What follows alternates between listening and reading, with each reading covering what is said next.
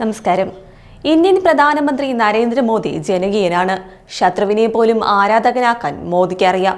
അത്തരത്തിൽ ശശി തരൂരിന്റെ മോദി പ്രേമത്തിൽ ആകെ പെട്ടിരിക്കുകയാണ് കോൺഗ്രസ്. മോദിയുടെ അമേരിക്കൻ സന്ദർശനത്തെ പുകഴ്ത്തി ശശി തരൂർ രംഗത്ത് വരുമ്പോൾ കോൺഗ്രസ് തലകുനിക്കുകയാണ്.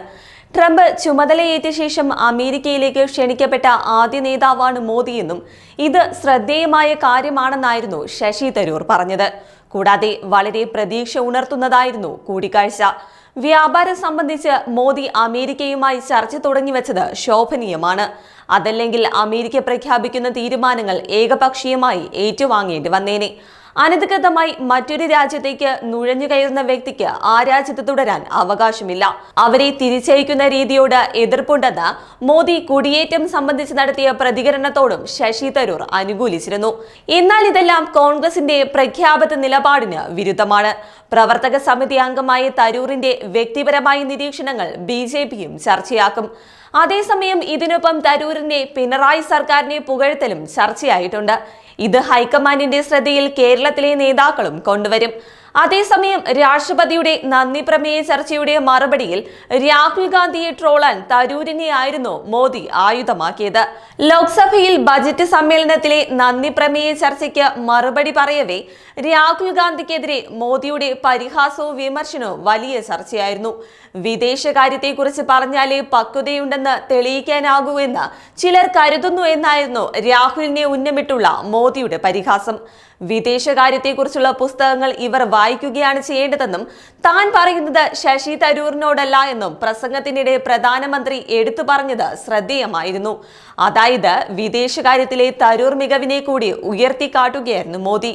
മോദിയുടെ അമേരിക്കൻ നയത്തിന് എല്ലാ പിന്തുണയും തരൂർ നൽകുന്നത് കോൺഗ്രസ് തീരുമാനങ്ങൾക്ക് വിരുദ്ധമാണ്. ഇതിനൊപ്പമാണ് തരൂർ കേരളത്തിലെ പിണറായി സർക്കാരിനെയും പുകഴ്ത്തിയത്. ഇതും കോൺഗ്രസിനെതിരെ CPM ചർച്ചയാക്കിയിട്ടുണ്ട്.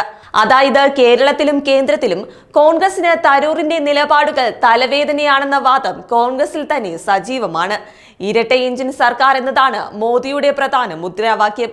കേന്ദ്രവും സംസ്ഥാനവും BJP ഭരിക്കുക എന്നതാണ് മോദിയുടെ ഈ മുദ്രാവാക്യത്തിലെ ലക്ഷ്യവും. ഡൽഹിയിൽ പോലും ഈ വാദമേറ്റു.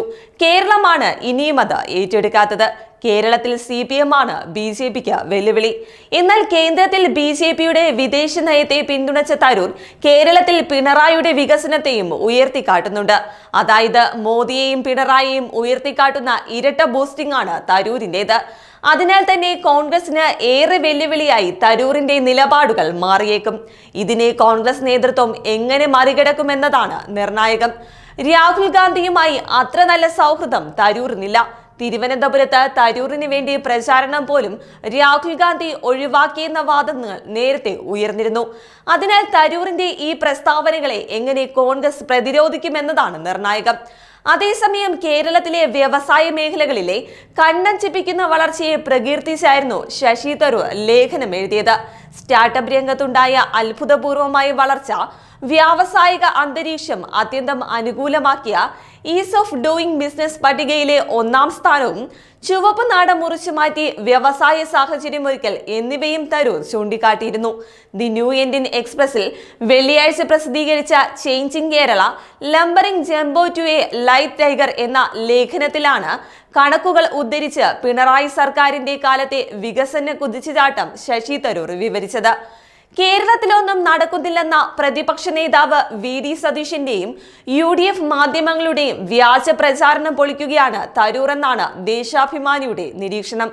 ലേഖനം സംബന്ധിച്ച് പ്രതികരിക്കാൻ കോൺഗ്രസ് നേതാക്കൾ തയ്യാറായില്ലെന്നുകൂടി ദേശാഭിമാനി പറയുന്നു.